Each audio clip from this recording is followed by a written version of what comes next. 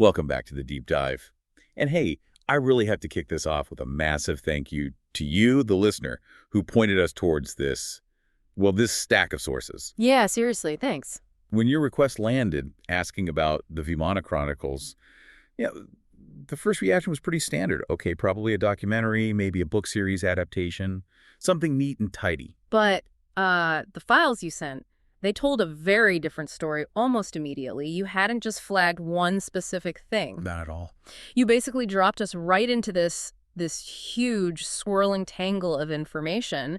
It's honestly a perfect example of what we sometimes call a keyword nexus. Right, like a single phrase where the internet, maybe some clever marketing, maybe just sheer coincidence, has mashed together completely different things. Exactly. Different threads, sometimes even contradictory ones, all bundled under this one very catchy, but as you found out, very confusing title. So look, our mission today isn't just to read back what you sent. Think of this more like a forensic investigation. We're digging into how a modern myth gets built, almost. Yeah, the goal is to pull these threads apart, give them clear labels. And crucially, explain why it was probably so confusing for you to research this in the first place. Hopefully by the end, you'll have a much clearer map of this whole landscape. Okay, let's do the quick version first. The executive briefing, if you will. When people talk about the Vimana Chronicles, or like when you search for it and get a mess back, you're usually bumping into one of three main things that are actually out there right now. Plus, there's this fascinating bit of digital junk, sort of a data ghost, that actually helps prove why it's all so chaotic. Okay, thread number one. We're calling it the Literary Chronicle. This one's actually the easiest to pin down because it's very clearly labeled as fiction. It's an upcoming fantasy book series for middle grade readers by an author named Pooja Mohan. Right. Established author, writing fantasy. Simple enough. Then second, and honestly, this is the absolute core of it all, the engine driving almost everything else we have, the pseudo-archaeological chronicle. Uh-huh. This isn't one single thing, like a movie or a book. It's more like the whole ongoing media story, the collected works, really, produced by this really prominent media guy, Praveen Mohan. And his whole focus is presenting Vimanas as, like, proof of ancient high technology, maybe aliens, that kind of thing. Yeah. He is the Vimana Chronicles narrative for a huge chunk of the audience online. This is almost certainly the main thing you were hitting, even if you weren't searching his name specifically. Okay, third thread, the digital ghost. We found clear evidence of a project, probably also called the Vimana Chronicles, linked to someone named Alex Kronos that seems to have, well, failed. Totally failed. It looks like they tried a big launch, but now it's just broken web links, dead Amazon pages, old forum posts that go nowhere. Like you said, a ghost in the machine. And finally, the weird bit, the anomaly. This cluster of info about a John author that somehow got mixed into the sources you sent. Sounds totally random, right? But we'll get back to that because, bizarrely, it's kind of the Rosetta Stone for understanding the algorithmic confusion that glues all these other things together. Okay, then. Yeah. Let's unpack this whole situation, because this is where it gets really, really interesting. The vast majority of the confusion, the online buzz, the reason this term even has traction, it really all comes back to that second thread. The Praveen Mohan media narrative. Yeah. Everything else, Yeah. the fantasy books, the project that failed, they're basically orbiting the success and the platform that he's built. So let's dive into that first. Right. To really get why this is so confusing today, you have to understand Praveen Mohan's role. He has, very successfully, positioned himself as the guy popularizing Vimanas as actual, physical, ancient spacecraft in the 21st century. And he's everywhere online, it seems. Produces a ton of media. He's definitely a leading voice, maybe the leading voice, for that whole ancient high-tech idea globally. His main outlet is that hugely popular YouTube channel. It used to be called Phenomenal Travel Videos. Maybe you remember that? Vaguely, yeah. Well, on there, he's really cultivated this persona. He's the tireless researcher, trekking around the world, visiting ancient sites, especially in India. Always with the dramatic drone shots, right? Oh, yeah. Yeah. And he frames it as him unlocking the secret science hidden in temples or, rediscovering the lost wisdom of the ancestors. He's the one constantly framing Vimanas not as myth, but as tech. But, okay, that persona, the YouTube channel, that alone doesn't explain the global reach, does it? There's something else giving him a kind of legitimacy he wouldn't get just from YouTube views. Exactly. That's the crucial piece. His influence gets cemented by this really specific symbiotic media loop. It gives him a kind of institutional stamp of approval that he just doesn't have through like normal academic routes. And that stamp comes from TV, right? Yeah. That's the piece people might miss if they just see the YouTube clips. Yeah. His status as the go-to guy for the Vimana Chronicles idea gets locked in because he's a regular expert on the History Channel show Ancient Aliens. Which is broadcast everywhere. Everywhere. And the mechanics of this are fascinating. It's totally self-referential. Mohan's YouTube channel basically acts like a content generator. It pumps out these clips of him being the researcher on site. Fast cuts, dramatic music. You got it. And then Ancient Aliens uses those clips in its episodes. The show literally points to him and says, here's our expert, Praveen Mohan. He discovered this. He thinks that. And so, in turn, the TV show validates him. It confers this air of legitimacy. It means he effectively gets to skip the whole traditional academic credentialing process. Right. No need for the years getting a PhD in archaeology or publishing peer-reviewed papers or learning ancient languages. Why bother? When a global TV show just tells millions of people you're an expert. Exactly. That recurring TV spot becomes his qualification in the eyes of his followers. It creates this huge self-reinforcing echo chamber where the YouTube channel feeds the TV show and the TV show legitimizes the YouTube channel. Okay, so that brings us to maybe the most concrete detail we dug out of the sources for you, the listener. The credentials disconnect. We looked specifically for any academic background that would actually support his claims about ancient history or engineering. So archaeology, structural engineering, ancient history, maybe Sanskrit linguistics, anything relevant. And the data. Consistently empty. No formal qualifications found in the sources for those fields. But there was one verifiable credential mention, wasn't there? Yes. And it stands in really stark contrast to the image he projects. The only actual certificate referenced in the material you provided was an expired Six Sigma green belt. Expired. Expired in 2019, according to the source, issued by some engineering body. Okay, I know Six Sigma a bit. That's like corporate efficiency stuff, right? Process improvement. Exactly. It's entirely about corporate process management, making manufacturing lines more efficient, streamlining business procedures, reducing waste in workflows. It's about business efficiency. So making widgets faster? Yeah. Not deciphering ancient texts or analyzing megalithic structures. Precisely. How does expertise in optimizing, I don't know, call center response times translate into being an authority on whether ancient Indians built flying machines with extraterrestrial help? Well, that's the thing, isn't it? It doesn't have to translate.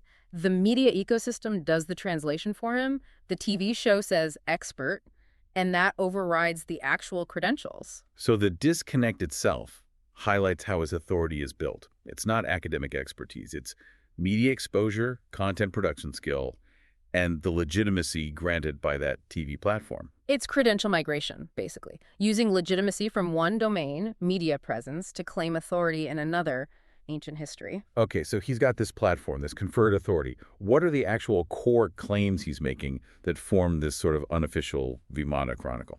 Well, the claims themselves really lean heavily on a specific rhetorical tactic. It's something academics see a lot in these pseudo-history fields. It's called the argument from personal incredulity. Basically, he shows you something amazing, like a complex temple carving, says, I personally cannot believe they did this with simple tools, and then jumps to the conclusion. Therefore, it must be lost high technology or aliens. His own inability to imagine it becomes the proof. Okay, let's break down his main claims. Claim number one seems to be about the Vimanas themselves. Right. He insists they weren't just myths, not just symbolic flying palaces in the epics like the Ramayana. He claims they were real, physical flying machines, tangible hardware, proof that ancient India had literal space travel tech or something close to it. And he treats the old texts as direct technical manuals almost. Pretty much. He lumps Vimanas together with other things he claims are proof of advanced ancient tech.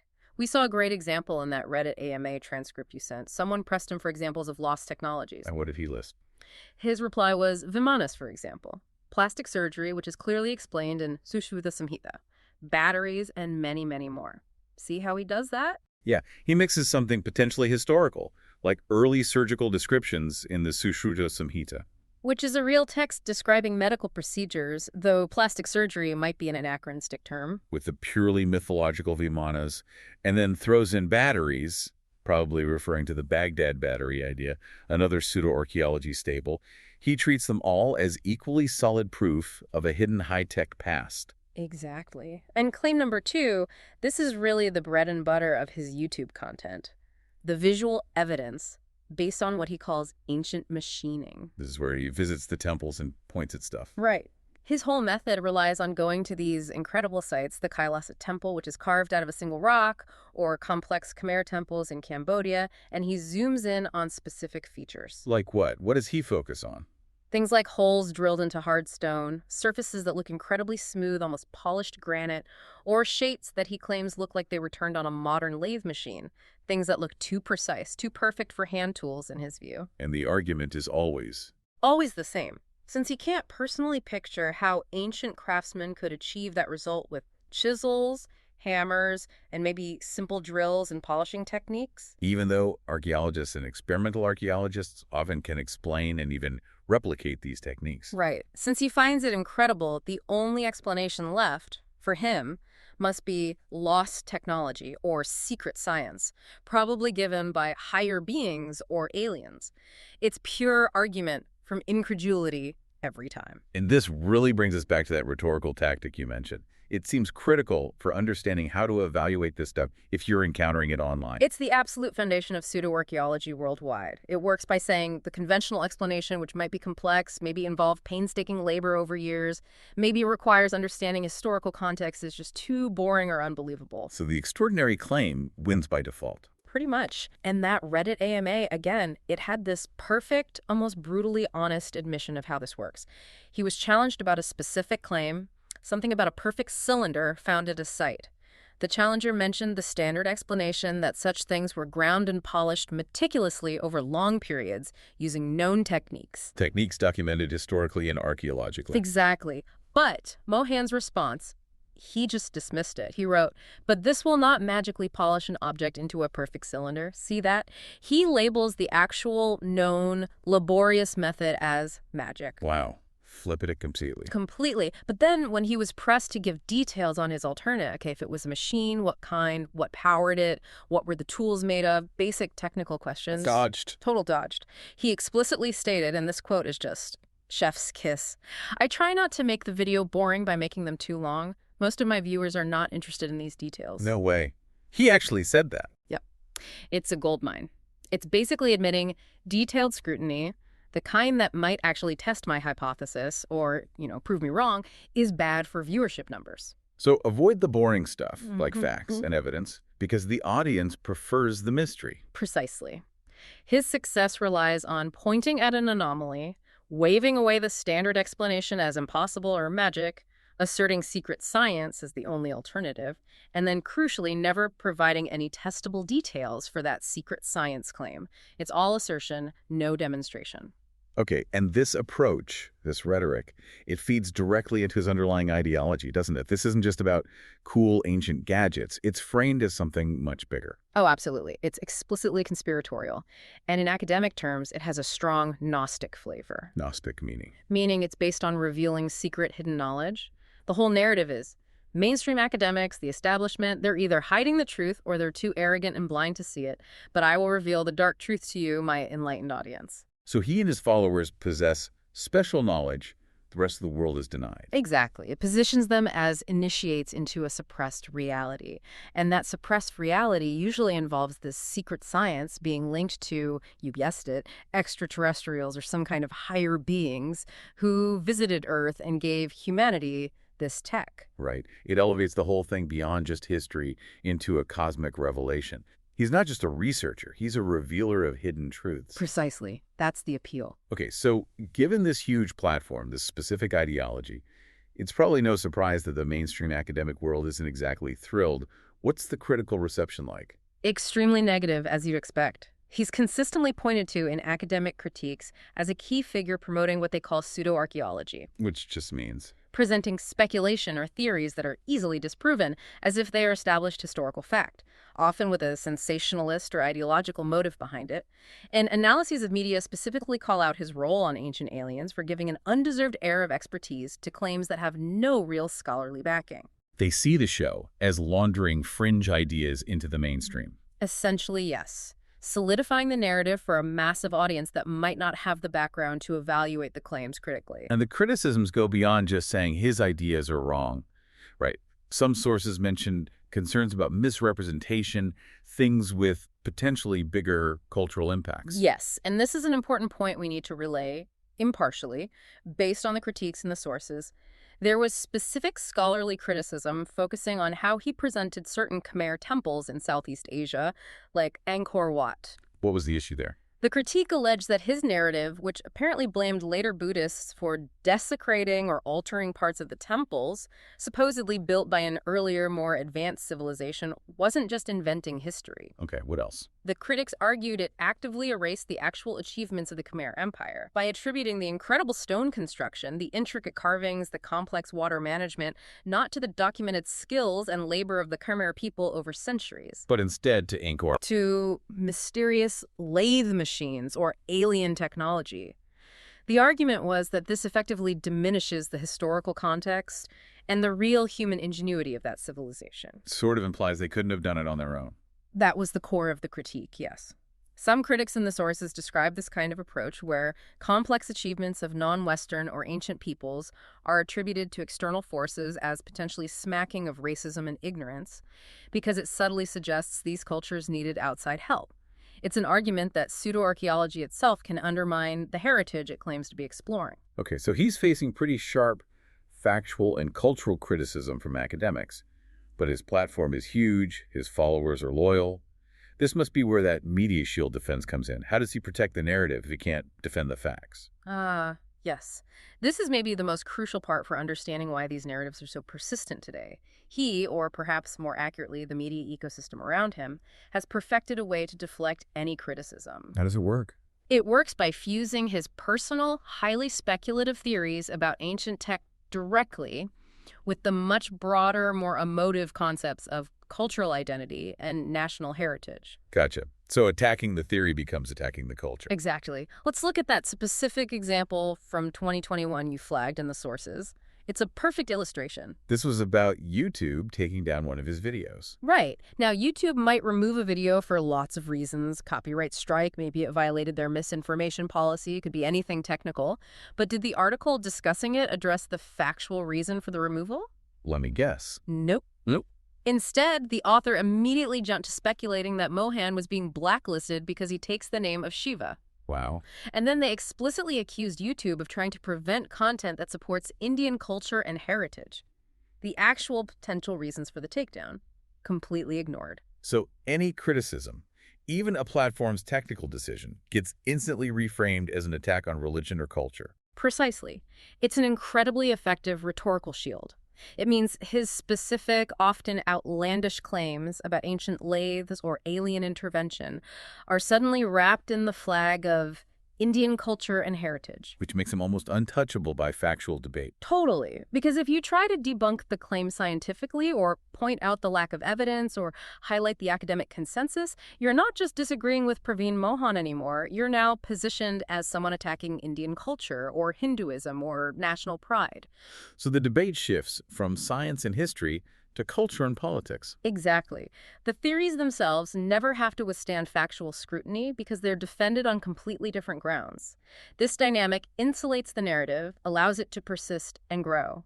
His supporters then see him not just as a researcher, but as a kind of cultural defender, maybe even a martyr, fighting against a biased establishment that wants to suppress the truth about their glorious past. That's incredibly effective. And it explains why just presenting counter-evidence often doesn't work against these kinds of narratives. Sure. The shield is too strong. It's how the modern myth survives and thrives, even in the face of overwhelming factual debunking. It makes the Vimana Chronicles narrative, as he presents it, incredibly resilient. Okay, so we've mapped out that central engine, Praveen Mohan's pseudo-archaeology, supercharged by ancient aliens, and protected by that media shield.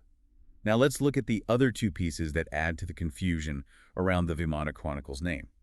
The bookends, one representing clear fiction, the other representing, well, failure. Right. Let's start with the fiction side, the soft narrative. This is where Pooja Mohan's upcoming series fits in. And this is the most direct, literal use of the title, the Vimana Chronicles, that seems to exist, right? Correct. All the sources we have clearly label this as an upcoming work of fiction. No ambiguity there. I mean, Pooja Mohan, the author, she's already established. Yes, seems so. Operating in the mainstream fiction market. Her previous books, like one called Perfect Imperfection, are described as dealing with contemporary themes, resilience, belonging, personal growth. Pretty standard commercial fiction fare. So totally different worlds from ancient alien theories. Completely different. And crucially, her Vimana Chronicles is specifically flagged as an upcoming middle-grade fantasy series. Okay, middle grade fantasy. That tells us a lot about the target audience and the genre. Exactly. It positions it directly alongside things like Percy Jackson, maybe Harry Potter stories that take mythological or fantastical elements and weave them into adventures for younger readers. So she's drawing on Indian mythology using the Vimana concept, but purely as a fantasy device, like a flying chariot or a magical ship in a fantasy world. Precisely. It's explicitly fiction using a cultural element for a fantasy story. It's not pretending to be history or science. Very clear-cut. And then the search engines get involved. And this is where the waters get muddy again, creating what you call the Pooja-Praveen nexus. Right. Now, our sources don't say if these two Mohans are related or even know each other. That's not the point. The point is what the algorithms do. What happens when you search? It's really interesting. If you search for Pooja Mohan, the fiction author, maybe you add a term associated with the other narrative, like, say, Pooja Mohan, Ancient Aliens. Does it give you info distinguishing them? Nope. The search results, according to our analysis of the data patterns, tend to immediately surface Praveen Mohan's YouTube channel, his discussions of Vimanas, UFOs, aliens, and his Ancient Aliens appearances. So the algorithm just smashes them together because of the shared name Mohan and the shared keyword Vimana. It appears so. It connects them algorithmically regardless of their actual connection or intent. And this suggests, whether it's deliberately planned or just an emergent property of the algorithms, that there's this kind of two-pronged media ecosystem operating. Allowing the core Vimana concept to spread through two different channels simultaneously. Exactly. We can think of it like an algorithmic funnel. You've got the hard narrative, that's Praveen Mohan. He's targeting the adults, the enthusiasts already interested in ancient mysteries, conspiracies, the ancient aliens crowd. He provides the research, the evidence, the controversy. He's the engine. And then you've got the soft narrative that's Pooja Mohan's fantasy series. This acts like a cultural primer, especially for younger people. How so? It introduces and normalizes the term Vimana and the basic concept of ancient Indian flying machines within a safe, accepted context, fantasy fiction. It makes it just another cool fantasy element, like dragons or wizards. Ah, okay. So the fiction plays a role in the broader ecosystem, even unintentionally. Absolutely. This is a key step in how modern myths can take root. The fiction familiarizes a whole new generation with the word and the idea before they might ever encounter the more hardcore pseudo-historical claims later. So the fantasy novel acts as a sort of gentle introduction, a funnel, making the ground fertile. When they later hear Praveen Mohan talking about Vimanas as real tech, the term itself isn't alienating or weird. It's something they already recognize from a story they might have liked. Exactly.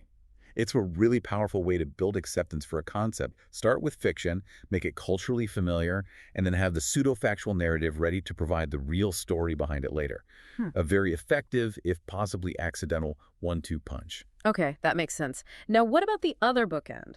The failure. The digital ghost of Alex Kronos. Right. This is the third distinct entity using the Vimana Chronicles name, potentially with a subtitle like Giants of Eternity. And this was fascinating because it clearly tried to launch something significant, but it just vanished. Leaving behind only digital breadcrumbs. Exactly. We found clear evidence of a serious launch attempt, dead links everywhere. Amazon pages that now give you a 404 error, official websites that are gone, an abandoned wiki for the project on fandom, even discussion threads on forums talking about it back when it was live. So it wasn't just a tiny indie thing. It had some initial push. Seems like it. It left enough of a digital footprint to prove it existed and had some ambition, but it completely failed to gain traction. And why do we think it failed, especially when the other two Vimana Chronicles, Praveen's narrative and Pooja's upcoming fiction, seem to be thriving or poised to? Well, comparing it to the successful ones gives us two likely reasons. First, a major lack of platform. Unlike Praveen Mohan. Right. Alex Kronos, whoever they were, didn't have millions of YouTube subscribers already primed. They didn't have the massive legitimizing boost of appearing regularly on a global TV show like Ancient Aliens. There's no built-in audience or external validation. They were starting from scratch in a crowded space. Exactly. And second, maybe even more damaging, was a fundamental lack of clarity. What do you mean? Looking at those old discussion threads we found, the digital artifacts, a recurring question from potential readers or viewers was basically, wait, what is this? Is it supposed to be fiction? Or is this guy claiming it's real history? So it fell into that murky middle ground. It wasn't clearly labeled fantasy like Pooja Mohan's, but it also wasn't aggressively marketed as the hidden truth like Praveen Mohan's content. Precisely. It seems like it tried to be ambiguous, maybe playing on the mystery angle.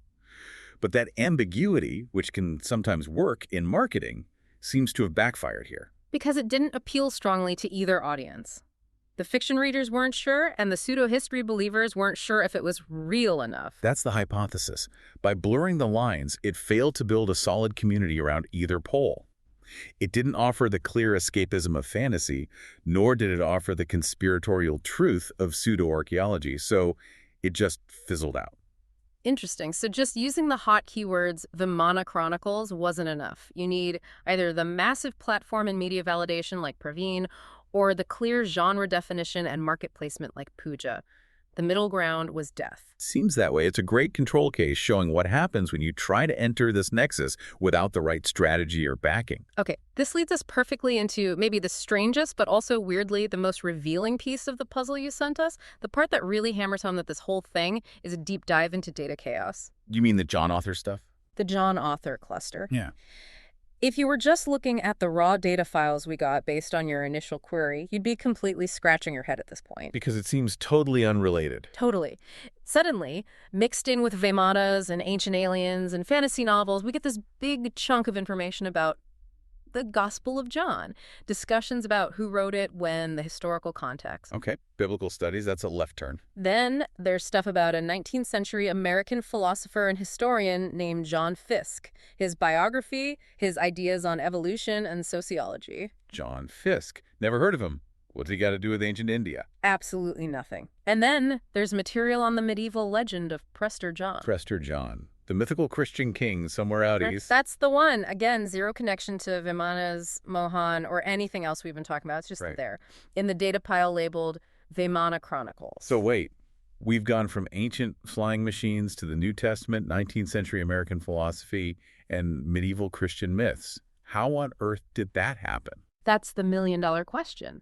And the answer, we think, is forensic proof of how information gets polluted online. This John Author data isn't actually about the Vimana Chronicles.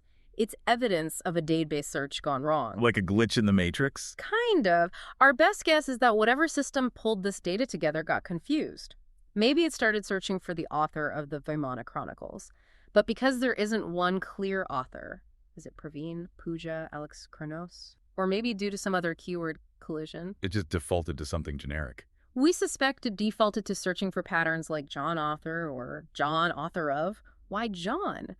Maybe because John is such an incredibly common name associated with authorship, especially in religious or historical texts, Gospel of John, John the Baptist, etc. The system hit a wall finding a specific author for Vimana Chronicles and just started grabbing anything tagged with a prominent John as author. So it's like digital static. Mm-hmm. The system couldn't find the signal, so it just gave us noise associated with the word author. Exactly. You get John Fiske, who wrote tons of books on philosophy and history, so he flags high for John Author. You get the massive debates around the authorship of the Gospel of John. Again, huge signal for John, author of. You get Prester John, a figure linked to countless texts and letters attributed to John. It's algorithmic confusion out there. Okay, but why is this useful?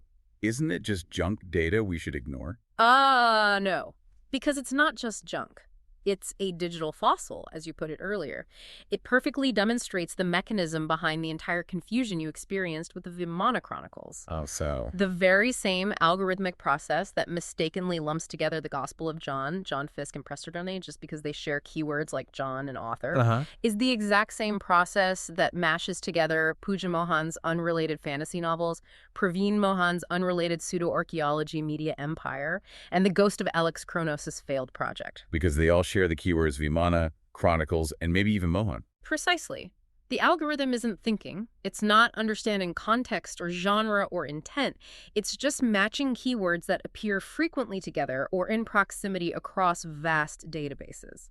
So the John author anomaly isn't a distraction, it's the proof. It shows us how the machine itself creates the confusion by linking unrelated things based on superficial word matches. Exactly. It's the ghost in the machine revealing the machine's limitations. It shows that when you search for a term like the Vimana Chronicles, the results you get are polluted by this keyword matching process, fusing fiction, pseudo-fact, and digital failures into one bewildering mess. Which is probably exactly what happened to you, the listener, when you started looking into this. Almost certainly. The John author data validates the whole problem. It shows why a forensic deconstruction like this was necessary, because the machine itself can't tell the difference. Okay, so that brings us nicely to wrapping this all up. We've pulled the threads apart: the fiction, the pseudo-history engine, the digital ghost, the data anomaly. Now let's synthesize. What does it all mean? Well, what you really asked us to investigate, without maybe realizing it, wasn't just a title. It was the entire life cycle of how a concept, an idea, becomes a modern myth in our current information age. Yeah, the Vimana Chronicles is like a perfect little case study. Exactly. We can actually trace its journey through about 6 distinct steps. This shows how a narrative gets born, amplified, monetized, defended, and culturally absorbed today. Okay, let's walk through those steps. Step 1, the mythological source. Where does it all begin? It begins way back thousands of years ago in the ancient Sanskrit epics. The Ramayana, the Mahabharata, they describe Vimanas. But what were they in those original texts? They were clearly mythological, flying palaces, sometimes made of gold or jewels, or celestial chariots used by gods like Indra, or heroes like Rama. Think of them like, I don't know, the flying carpet in Arabian Nights, or maybe Hermes' winged sandals in Greek myth. Symbolic, magical conveyances. Not technical blueprints. Not at all. Purely mythological in context. Okay, that's step 1. Step 2. The 20th century channeled text. This is the crucial bridge. This is where myth starts getting twisted into technology. You're talking about the Vimana Shastra. Exactly, the science of aeronautics. This is a text that suddenly appeared in the early 20th century. It claims to be an ancient text, detailing how to build Vimanas, what metals to use, the power sources, even pilot clothing and diet. It's not actually ancient, is it? No, this is critical. The mainstream scholarly view, based on linguistic analysis and historical context, is that it's not ancient. It was likely dictated or channeled by a man named Pandit Subraya Shastri somewhere between 1918 and 1923. He claimed he received the information psychically. So it's a 20th century text pretending to be ancient. That's the consensus. And aeronautical engineers who actually looked at the designs describing it say they're completely unworkable, often nonsensical, describing impossible physics and bizarre materials. But this text is the key. It's the absolute key for the modern tech claims. It provided the necessary pseudoscientific details to transform the vague mythological idea of a flying palace into something proponents could claim was a buildable aircraft. Without the Vimana Shastra, the whole ancient Indian aerospace technology angle has almost no textual evidence to point to. Gotcha. Step 1 is myth. Step 2 is a 20th century text that claims to be ancient tech. What's step 3? The media catalyst. This is where it goes global. The concept, now armed with the technical details from the Vimana Shastra, gets picked up and amplified by mass media, specifically the History Channel's Ancient Aliens. Right. They take the Vimana stories, probably mix them with the Vimana Shastra claims, and present it all as potential proof that extraterrestrials visited ancient India and gave them flying machines. Exactly. This broadcasts the idea to millions worldwide, framing it not as myth, not even as fringe theory, but as a plausible historical question investigated by experts. That's the massive amplification. Okay, which leads directly to step 4, the digital chronicler. This is Praveen Mohan. He emerges as the perfect figure for this digital age.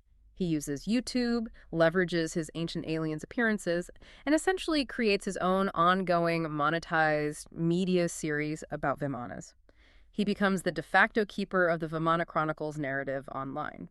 Solidifying that symbiotic loop with the TV show we talked about. Precisely. He builds the continuous narrative stream. Now, step 5, cultural reabsorption. This is fascinating. What happens here? The concept, having been supercharged by the pseudo-history media, step 3 and 4, becomes so widely known, so culturally resonant, that it starts getting absorbed back into mainstream fiction and culture. Like Pooja Mohan's fantasy series using the Vimana Chronicles title. Exactly. Her series is a perfect example of step 5. The term Vimana becomes normalized enough to be a marketable element in a kid's fantasy novel. It completes a cycle from ancient myth to fringe text to TV pseudo-history and finally back into mainstream cultural storytelling. Which ironically makes the original pseudo-history claim seem even more plausible to some because the term is just run around. It lowers the barrier to acceptance.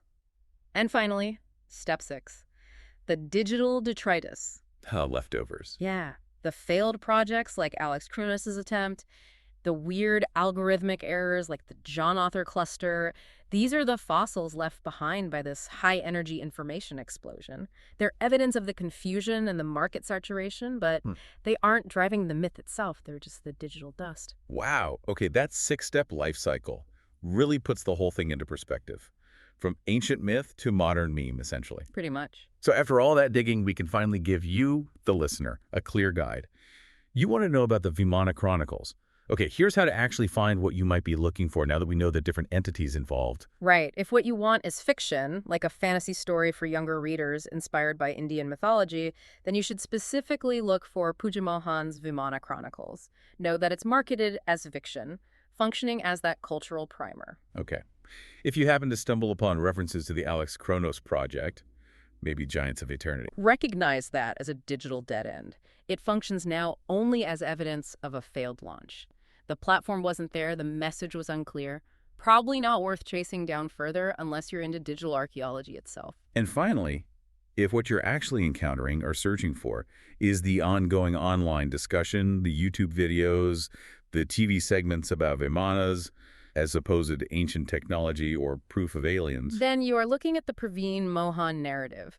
You need to understand that this functions as a very successful media product within the pseudo-archaeology and ancient astronaut genres. and crucially, You need to know that its claims are not supported by mainstream science or academic history.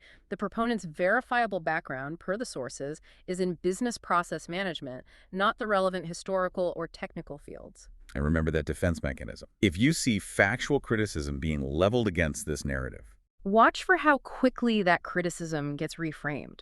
It's almost guaranteed to be deflected by labeling the critic as anti-Indian culture, anti-Hindu, or part of some conspiracy to suppress heritage. That's the shield. Understanding that is key to evaluating the information critically. phew. Okay, that was a lot. Yeah. But hopefully that clarifies the landscape significantly. It was a genuinely complex query, and honestly, thank you again for sending it our way. It really let us illustrate perfectly how a simple keyword search can lead you down these incredibly tangled paths online today. It's not just about finding info anymore. It's about navigating the pollution. Absolutely. We got to see the whole life cycle laid out. How a narrative gets built, amplified by symbiotic media loops, monetized effectively, and then defended using these cultural shields. It's a very modern phenomenon. And it leaves us with a really interesting final thought to chew on, doesn't it? Something connecting that media shield tactic and step 5, the cultural reabsorption. Which that? Well, think about how powerful fiction, like Puja Mohan's upcoming fantasy series, can be in normalizing terminology like Vimana that was largely popularized in the mainstream by pseudoscientific or conspiratorial narratives. Okay. It raises a tricky question. In this environment, how do you differentiate between genuine, harmless cultural inspiration and storytelling and media that might even unintentionally be priming audiences, especially young ones, for later exposure to conspiratorial or pseudo-historical theories that use the exact same terminology? Like, does the fantasy book accidentally make the hard narrative seem more believable down the line? Maybe. Or does it just enrich the cultural tapestry? It leads to a deeper question about responsibility in this ecosystem. What role, if any, do storytellers have when they know their cool fantasy concepts might be instantly co-opted or seen as linked to these much more problematic narratives? That's a really tough one. Where does inspiration end and priming begin? No easy answers there. Definitely something to mull over. Well, we sincerely hope you found this deep dive into the Vimana Chronicles nexus useful, maybe even fascinating. If you did, and especially if you know someone who gets tripped up by this kind of online information chaos or maybe just constantly confuses history with the History Channel, We've all got one of those friends. please do share this exploration with them. Our whole goal here is to follow where the sources lead, untangle these knots, and provide clarity. And we absolutely rely on you bringing these complex, messy topics to us. So thank you truly for this one. Yeah, great stuff. And please remember to follow the show wherever you're listening so you don't miss our next investigation into whatever tangled web you send us next. Until then, keep digging, keep questioning. And always, always think critically about the source.